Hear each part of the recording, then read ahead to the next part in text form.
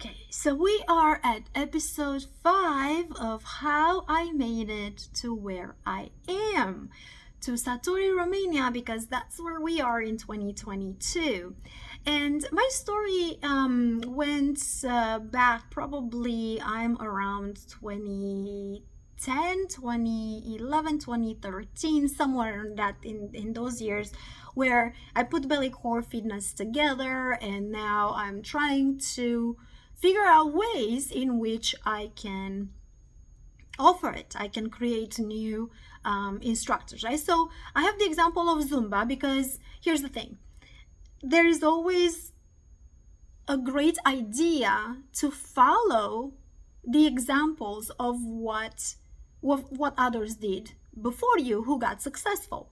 So of course, I'm not going to compare BellyCore Fitness with Zumba. So that's not what I'm saying here. But what I'm saying is that it's an inspiration to see what Beto Perez and his partners got to do from a business perspective, right? Like they have the Zumba instructor network. And every instructor, if you think from a business perspective, every instructor pays like $30, $40 a month in order to be in this network and receive music and different materials to use in their classes. Now, these instructors are also buying a whole bunch of Zumba gear. So now Zumba makes money from memberships. It makes money from their app because, you know, you have to be in the Zumba instructor network to have access to the app.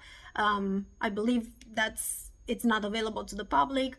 Then you make money by selling clothes, right? The Zumba clothes, which are fun and beautiful and comfortable and, you know, not cheap for many. So you make money with that too. And then you make money with all the trainings. Like you make, you know, a whole bunch of percentage from different trainings for new instructors and different trainings for choreographies. And then you have the Zumba convention. And so the business model in itself, the simple licensing, it's huge, right? So of course, like you have these different options. You can do licensing agreements, you can do certification agreements, you can get accredited.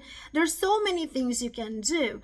And at this point in time, back in 2013, I believe it was, I only had one product, right? And Zumba only had one product. They made smaller products. They offer a diversity of the main product, like Zumba for kids, Zumba in the water, and Zumba Centao, and Zumba, strong, and all those other things. But the main product was Zumba.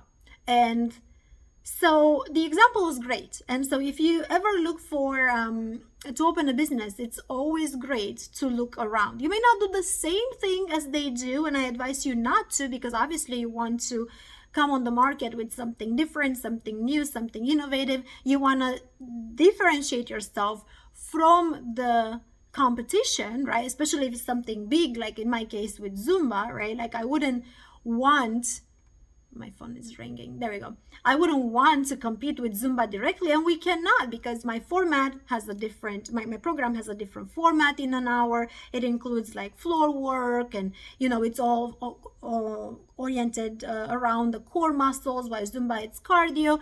But the idea, the model for the business was there. So I thought, okay, this is what I want. First of all, I want to write the manual. I mean, Zumba manuals are very, very thin. And for me, it was very important that, my new future instructors for BellyCore Fitness will understand the physiology of a human body, and they will know the muscle groups. And so I wanted to put all that in a course, and I did. It took me maybe a whole year to actually write the BellyCore Fitness manual and to film the videos and all this stuff. And then here we are. I have this BellyCore Fitness program that it's filmed and it's written. And now what do I do with it? And so this is where I was telling you have to stay open, because my friends Natalie and Joelle are the ones that literally out of the blue, when you have this dilemma, you don't know what's going to happen, how you're going to sell this new product that you just created. It's original, nobody knows of it. I mean, just my students, but most of them, they don't want to teach it. What do you do? So the idea came. when Joelle and Natalie invited me to lunch in Clearwater Beach one day, and they started telling me of what they are currently doing, which is filming courses and posting them online.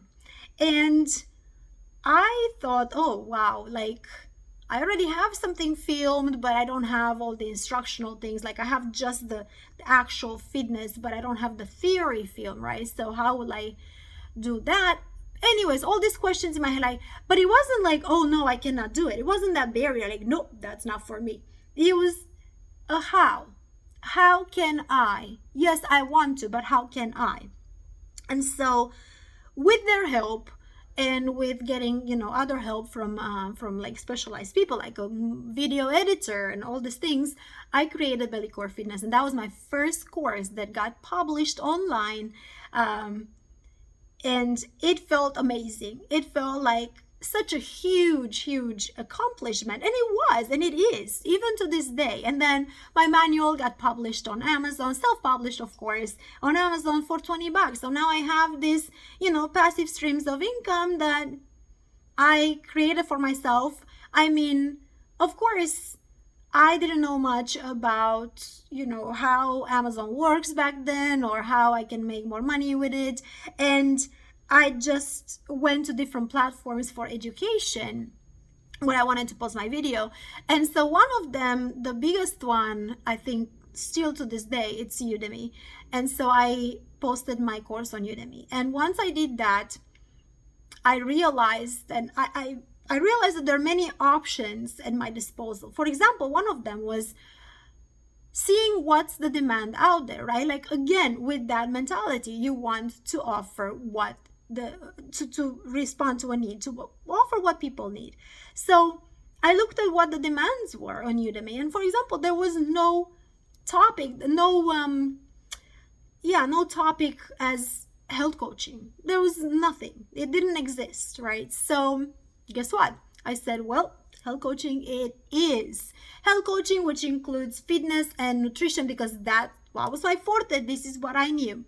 And so I started writing a course. Now, of course, I had my own training, but I'm not a nutritionist. I'm not a dietitian. So I had to go to libraries and spend months in libraries with tons of books in front of me and study things, because I cannot create a course that's valuable from just my own experience. Like, I really need to teach myself how to do it and what to put in it, and what will people really care about. So I read specialty journals, like I got in all the medical and nutrition journals, and I read everything there was. So I did the health and coaching, the health and life coaching certification class, because we decided, Natalie and Joelle and I, we decided that many people would love to teach this, because I've noticed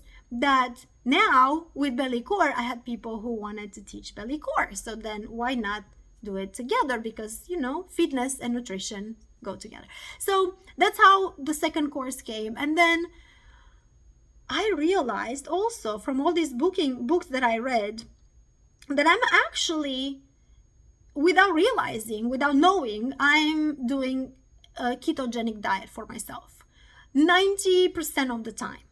And I was like, whoa, okay, well, keto just became pretty popular at that point in time in the United States. And I thought, why not read more about it? Keto intermittent fasting. It turns out that I do intermittent fasting since I was a teenager, and I didn't know I'm doing that. I didn't even know it had a term. Pretty much I eat when I'm hungry, and I tend not to eat between dinner and lunch. So I skip breakfast, and don't get me wrong, I tried to eat breakfast through my fitness years when I just got my certifications, because there was this trend where breakfast is such an important meal. But it turned out for me that my Zumba classes at 10 in the morning after I eat breakfast are much, like, I will feel bloated, and I will feel heavy, and I'll feel without so much energy, and it will feel much better when I didn't eat breakfast. So I gave up that idea because I wasn't hungry. I was forcing myself to eat at 8 or 9 in the morning, and that was not okay for my body. And everybody's different. I'm not telling you what to do, but this is what worked for me. So no breakfast for me. And then it turns out that, hey, I'm doing keto and intermittent fasting.